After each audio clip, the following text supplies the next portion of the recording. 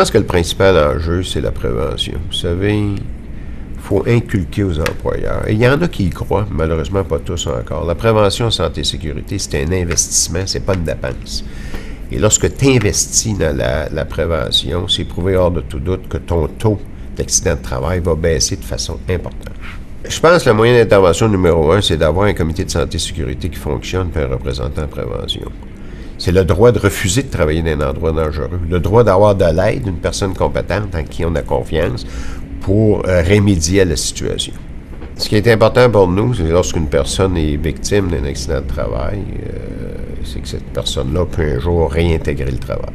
Le fait d'aménager un poste de travail, par exemple, à une personne qui revient au travail suite à un accident, c'est bénéfique, bien sûr, pour la personne qui revient au travail, mais ça peut être bénéfique pour l'ensemble des gens qui vont accomplir ce travail-là dans les mois et les années à venir. Vous savez, le fait que les femmes sont venues travailler et viennent travailler en milieu non traditionnel, moi, je pense que ça aide également les hommes. Dans plusieurs métiers, on a dû développer des nouvelles méthodes de travail, demandant moins d'efforts physiques, travailler de façon plus intelligente avec les outils adaptés à ces nouvelles méthodes de travail.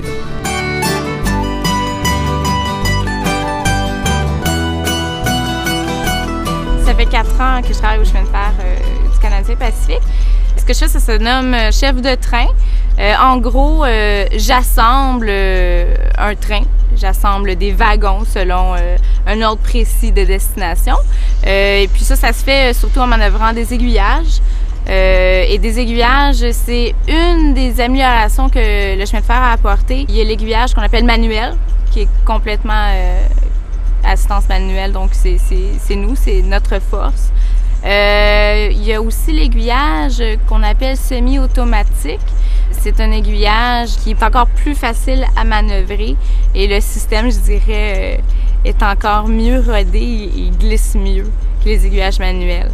On en a plusieurs à prendre dans une journée, donc on veut éviter les maux de dos à la longue au fil des ans. Le fait que le bras est plus long, ce que ça fait, c'est surtout réduire justement le taux de possibilité de se blesser au dos.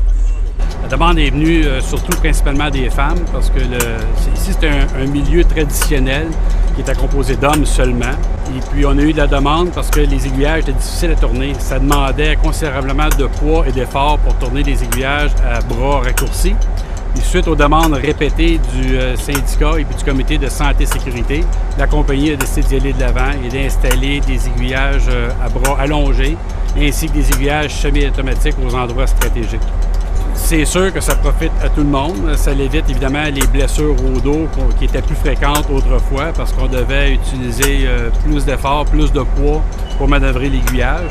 Aujourd'hui, ça a réglé ce problème-là. De toute évidence, les bras ont permis l'accommodement aux femmes de toute taille. Les femmes qui étaient plus petites n'auraient probablement pas pu manœuvrer ces aiguillages-là à bras raccourcis. Mais puisqu'on a des bras allongés, des aiguillages semi-automatiques, il est évident que toute femme de tout gabarit peut être intégrée dans ce milieu de travail qui était autrefois uniquement réservé aux hommes. On s'adapte, le chemin de fer est en train de s'adapter aux femmes et aux personnes aussi moins corpulentes pour pouvoir tourner les aiguillages.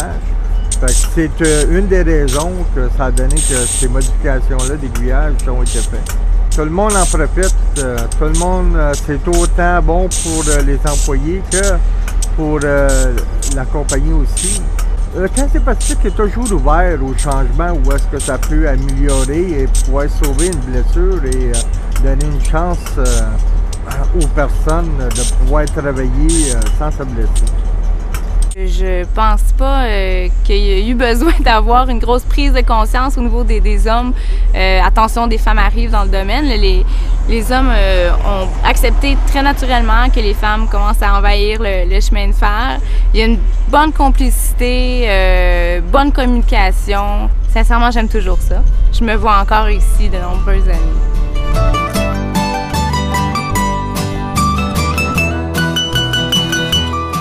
Le rôle du syndicat, d'abord, c'est d'accompagner le travailleur tout au long du processus d'une réclamation au niveau de la CSST. On a des délégués d'atelier qui font le suivi au niveau de l'enquête, savoir qu'est-ce qui s'est passé avec le travailleur. Par la suite, ils vont visiter le poste où l'accident est arrivé. Après, on a une équipe de plaideurs à la section locale qui, eux autres, vont tout faire le suivi au niveau de la réclamation du travailleur à la CSST. On sait que le travailleur peut être contesté par l'employeur ou par la CSST. Fait qu'on l'accompagne pour s'assurer que ses droits soient respectés. C'est sûr que c'est un rôle qui est essentiel. Premièrement, c'est que les travailleurs ne connaissent pas toujours leurs droits. En plus, c'est qu'on les informe, parce que c'est quand même technique au niveau de la AT-MP, là, si on veut, là, au niveau des lésions professionnelles, les marches à suivre. Fait que souvent, les travailleurs sont contents de voir que leur syndicat est là pour les supporter. Le taux de réussite est pratiquement de 100% ici chez Pratt. La seule chose qui peut arriver, c'est des fois, il y a une relocalisation du travailleur. À 80%, les travailleurs sont en mesure d'effectuer leurs tâches dans leur département d'origine. Il reste peut-être un 20% où ce que là, on doit s'asseoir avec l'employeur pour trouver une façon de l'accommoder pour le 20%. Mais les relations de travail sont bonnes. Ça se reflète au niveau du comité paritaire santé-sécurité. Fait que ça va un petit peu dans la même ligne. Quand les relations de travail sont bonnes, souvent, on le remarque au niveau de la santé-sécurité. Avec le syndicat, on poursuit le même but. C'est de protéger la santé et la sécurité de nos travailleurs. Donc, ayant le même objectif, il est assez facile de s'asseoir autour d'une table et de travailler ensemble dans la recherche des solutions. C'est sûr qu'il y a une valeur ajoutée pour l'entreprise de garder nos travailleurs. Et en plus, ça rentre dans la responsabilité aussi du représentant employeur de prendre le temps de s'asseoir autour d'une table et de rechercher des solutions. Je pense qu'il y a des solutions qui sont faisables et à l'avantage de tout le monde. J'étais plombier chez Pratt & Whitney depuis 1987.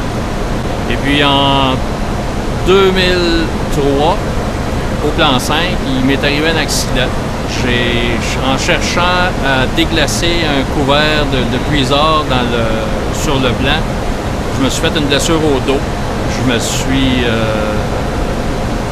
magané un disque assez sérieusement. Le syndicat s'est assis avec la compagnie, puis ils ont fini par me dénicher un emploi temporaire dans un bureau. Où est-ce que c'est que je m'occupais du système informatisé, de faire l'entrée de données pour tout l'entretien de l'équipement de production qu'on voit ici à l'arrière.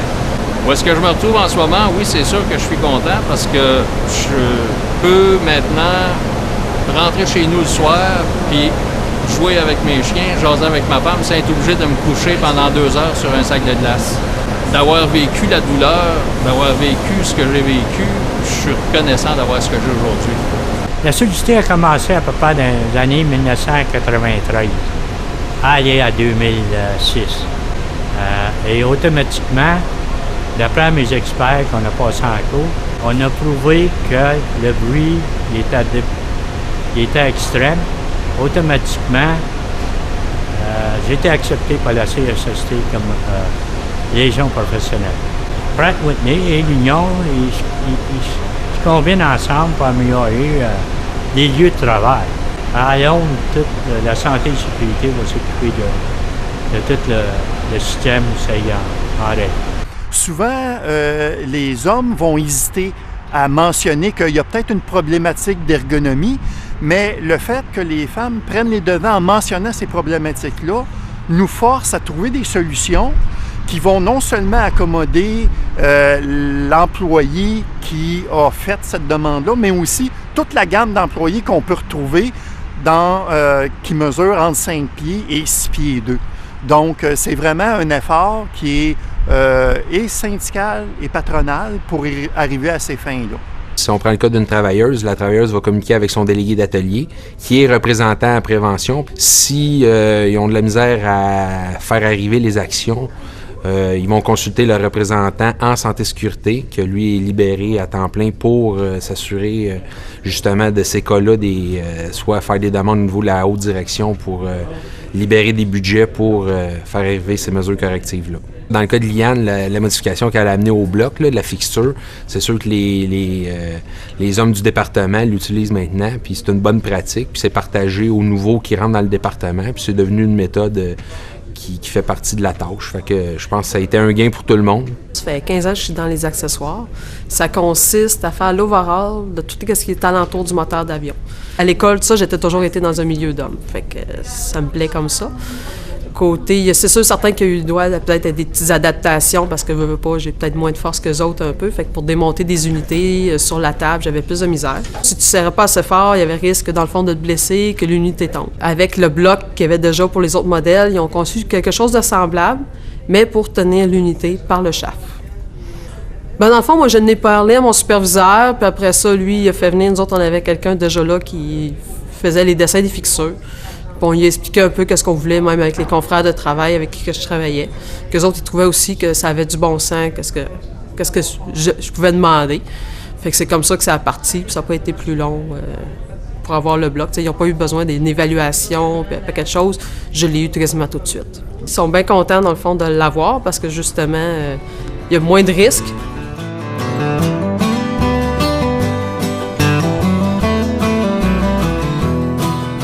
Ça fait 33 ans que je travaille ici, mais au niveau de l'expédition, 19 ans. Ma job première, c'est je fais à l'occasion sortir des commandes, ramasser, emballer, du chargement, mais je fais 80% du chariot élévateur. Quand j'ai affiché, ils m'ont pas refusé, j'ai pas eu de problème à ce niveau-là, sauf seulement, ils m'ont accepté sur le poste, mais j'avais pas le droit d'utiliser le chariot élévateur.